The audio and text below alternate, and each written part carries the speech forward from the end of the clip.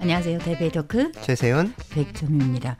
민간신앙 이런 종교 얘기하니까 우리 생활과 완전히 하나가 돼 있기 때문에 할 얘기가 너무 많은 것 같아요. 네. 자, 그렇지만 오늘은 조금 엄숙할 수도 있는데 역사 한번 우리가 돌이켜보고 싶은데 예. 실질적으로 역사는 두 가지 역사밖에 안 내려왔어요. 첫째 제왕사, 다시 말해서 정치사입니다. 네. 그 제왕의 역사밖에 없지 서민 그렇죠. 역사는 없습니다. 네. 둘째 전쟁사. 전쟁으로 인해서 이 나라가 바뀌거나 이 세상이 다 바뀌기 때문에 정치사, 다시 말해서 제왕사 네. 플러스 전쟁사. 그렇죠. 저는 이 두 가지밖에 없다고 생각을 하는데 제가 왜 이렇게 두 가지 역사만 공부합니까? 아닙니다. 저 역사 되게 좋아하는데 제가 제일 좋아하는 건 당연히 미술사고요. 민간신앙, 경제사 뭐뭐뭐 다 좋아해요. 그렇죠. 역사 자체를 좋아하는데 네. 그건 왜냐면 거울이 된다라는 거. 맞습니다. 네. 옛날 거를 보고 이랬었구나. 네. 21세기에 이게 다른데 안 달라요. 네. 사람이에요, 사람. 네. 그래서 저는 역사를 너무너무 중요시 생각을 맞습니다. 하는데 우리가 종교 신앙 이 방면에서 한번 보고 싶은데 네. 만약에 좀 가깝게 본다면은 이 나라로 들어와 가지고 탄압받은 게 있어요. 한국 같으면은 천주교? 네, 천주교가 있고 사실 불교도 초반에는 불교도 예, 그랬었죠. 굉장한 게다가 탄압을 조선 받았습니다. 시대 때는 네. 유교 때문에 성리학 불교가 탄압받으면서 산속으로 막 들어가서 맞습니다. 지금은 한국이 완전 너무 대단한 특징이 됐어요. 산사가 너무 아름답잖아요. 네. 그래서 너무너무 잘 돼 있고 너무 아름답고 잘 네. 발전이 돼 있고 그렇죠. 기독교도 분명 박해를 받았을 텐데 네. 우리가 현대 중국을 만들었을 때 즉 제국주의가 없어지는 게 바로 1911년이잖아요. 그래서 1912년부터 드디어 아직은 비성숙하지만 그런 대로 공화국이 세워졌잖아요. 네. 그거 세운 사람 기독교 신자잖아요. 어. 리당후이 총통도 기독교 네. 신자. 이건 좀 너무 특이해요. 네. 이 타이완에서 기독교 신자가 아주 극소수인 거 아시죠? 네, 좀 적죠. 예. 너무 적어요. 한국에 조금이 비하면 아니라. 상당히 적은 편이죠. 우리 생활상에서 길 가다가 볼 수 있는 게 교회가 아닙니다. 네. 다 크고 작은 그렇죠. 사원이잖아요. 그죠? 네. 그러다 보니까 타이완은 기독교가 역시 적긴 적구나라는 예. 걸 알 수 있는데 역사를 딱 돌이켜보니까 선사시대는 우리가 그냥 지나칠게요. 역사시대부터 본다면은 중국 역사를 쭉 볼게요. 그렇죠. 은나라부터 보통 한국에서는 은나라라고 하지만 우리는 상나라라고 하거든요. 그래서 샹, 인조 이런 식으로 말을 하는데 그때부터 보면은 제왕 자체가 종교를 완전 손에 쥐고 있는 사람이에요. 근데 그 종교라는 게 나중에 생긴 그런 종교랑 아무 네. 상관이 없이 네. 지금 말하는 민간신앙이죠. 그리고 아시잖아요. 거북이, 배, 네. 그 껍질 네. 거기에다가 글을 네. 기록한 거. 갑골 문자라고 예, 하죠. 그게 너무 중요한 거예요. 그리고 또 아시다시피 갑골이잖아요. 네. 갑골 그러면 뭐가 있을 거 아니에요. 두 가지는 네. 있어야 되겠죠. 갑과 골이겠죠. 예, 그런데 하나는 뭐냐면은 소의 여기 견갑골이에요. 거기에다가 써요. 그럼 다른 데는 안 쓰나? 아주 드물어요. 있긴 있는데 아주 극히 드물어요. 네. 돼지 뼈에다 하는 거는 극히 드문데 발견된 건 있고요. 그렇군요. 그리고 또 사슴. 네. 사슴의 이 뿔에다 한다든지 이런 것도 있긴 한데 극소수예요. 근데 사슴 뿔에 남은 거는 제가 알기로는 지금 베이징이 지금 가지고 있는 것 그거 단 한 점.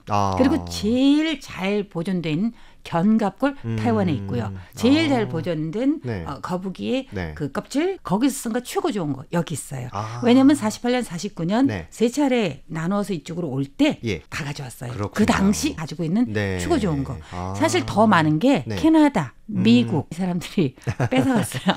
일반적으로 우리가 이제 한국의 역사에서 역사 사설을 쓴 기록 네. 그리고 이제 그 당시의 문화적인 기록은 보통 죽간이라고 해서 네네네, 그렇죠. 대나무를 이제 쪼개서 만든 것에 나오잖아요. 네.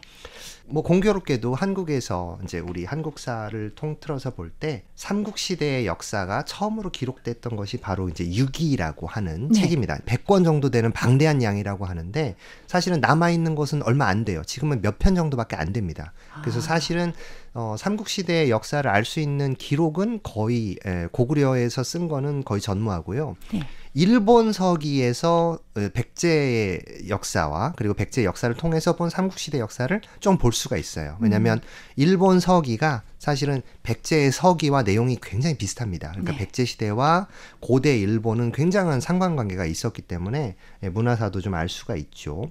그러나 우리가 고구려와 백제, 신라 이후에 완성된 이제 고려라는 나라가 있잖아요. 네. 고려의 승려들이 썼던 기록들을 통해서 삼국사기, 삼국유사를 통해서 삼국시대의 역사를 바라볼 수가 있는데 고려에서 쓴 역사책이라고 그러면 아무래도 삼국시대의 역사를 제대로 이해할 수는 없잖아요. 네네. 그러니까 대부분 다 이렇게 그 삼국시대 사람들이 얼마나 타락했고 또 문화적으로 얼마나 저열했는지 그런 식으로 그래야 좀 정당성이 있죠. 지금 현재 새로운 고려를 세운 정당성이 생기니까. 맞습니다. 네. 그런 식으로 좀 편파적으로 쓴 부분이 있다는 이야기들은 있지요. 네. 사실은. 네. 네. 한국은요. 네. 제일 먼저 한국으로 들어갔던 거는 아무래도 불교겠죠? 그렇죠. 그럼 그게 언제쯤입니까? 보통 우리가 4세기 정도라고 합니다. 그 삼국시대에서 이제 신라가 삼국을 통일했잖아요. 네네. 그 다음에 우리가 가장 큰 업적으로 볼 수 있는 거는 물론 한반도의 통일도 있지만 네. 일종의 종교를 통한 문화의 통일이라고도 볼 수 있을 그렇죠. 것 같아요. 그러니까 종교가 네. 문화에 엄청 큰 영향을 맞습니다. 주는 거예요. 그죠? 그러니까 사실은 신라는 불교를 가장 늦게 수입했지만 이제 이후로 통일신라 시대까지 거의 1000년을 가까이 이제 한반도의 주인으로 있었잖아요. 그 과정에서 불교 문화를 완전히 정착시키고 또 언어라든가 사람들의 사고방식을 완전히 통일을 했단 말이죠. 네. 그러니까 방금 기자님 말씀하신 것처럼 중국 대륙에서는 굉장히 많은 왕조 교체가 있었고 그 과정에서 사실은 당나라나 몇 나라를 제외하고는 종교적으로 통일된 적도 없었지 않나요? 네. 종교 네. 통일은 없었어요. 그렇죠. 맞아요. 하지만 한국은 그게 고려시대 500년을 또 지나서 조선이 이제 건국되면서 성리학으로 바뀌기 전까지 정말 1500년 이상 우리가 불교 문화를 통해서 한반도를 지배하고 사상을 이제 하나로 엮었단 말이죠. 네. 그게 아주 중요한 중심 사상이잖아요. 그죠? 네. 아무래도 이게 꼭 종교가 아니어도 됩니다. 어떤 나라이든 네. 중심 사상은 있어야 돼요. 그게 그렇죠. 구심력이 있거든요. 네. 그러니까 우리가 애국하는데 네. 그 나라가 지금 내 앞에 눈앞에 뭐가 보이는 건 아닙니다. 네. 그거는 전부 다 사실상 굉장히 추상적인 거잖아요. 네. 그래서 이 권력은 뭔가 이런 게 물론 그거 싸움 하려면 끝이 없긴 하긴 맞아요. 하지만 종교도 마찬가지로 이 종교 때문에 네. 이게 단합을 할 수 있다. 네. 그런 것처럼 네. 문화에 굉장히 큰 영향을 주긴 했는데 그렇죠. 그럼 한국에 네. 기독교 문명 또는 저희가 합쳐서 얘기를 할게요. 네. 천주교 합쳐서 한국에 처음에 어떻게 들어갔어요? 사실은 이제 기독교가 조선반도로 들어오게 되는 것은 굉장히 늦었습니다. 그러니까 일본만 해도 이제 네덜란드 상인들과 무역을 하고 그러면서 들어왔고 중국의 경우에는 아주 오랜 시절부터 심지어는 로마 시대부터 이렇게 들어왔잖아요.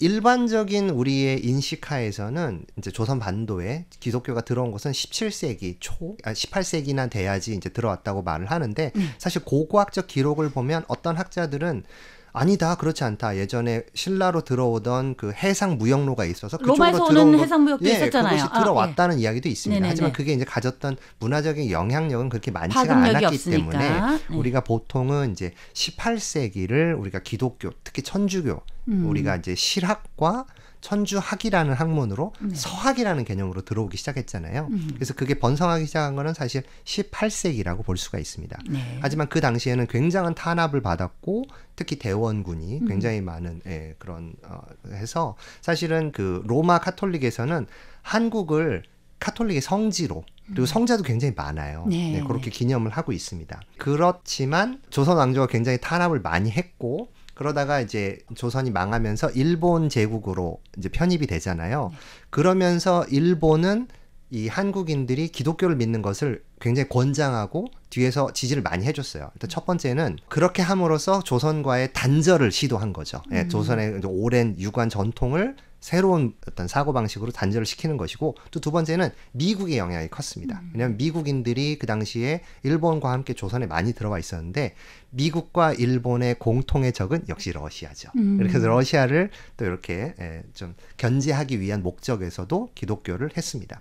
또 이제 내부적으로도 마찬가지인데 조선인들 스스로 과거의 천주학을 서학이라고 개념을 해서 이제 근대 학문으로 인식했던 것처럼 미국과 같이 들어온 기독교, 특히 장로교와 감리교를 새로운 근대 학문이자 동시에 새로운 강력한 힘을 가진 신이라고 생각했던 것 같아요.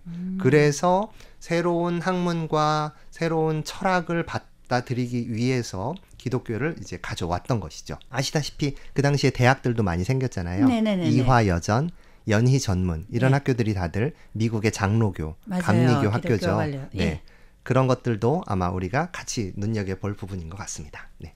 일단 여기에서 우리 최 교수님 보내드려야 될 것 같습니다. 오늘도 좋은 말씀 대단히 감사합니다. 대배 토크 여기서 마칩니다. 진행해 최세윤 백점이었습니다. 여러분 감사합니다. 감사합니다.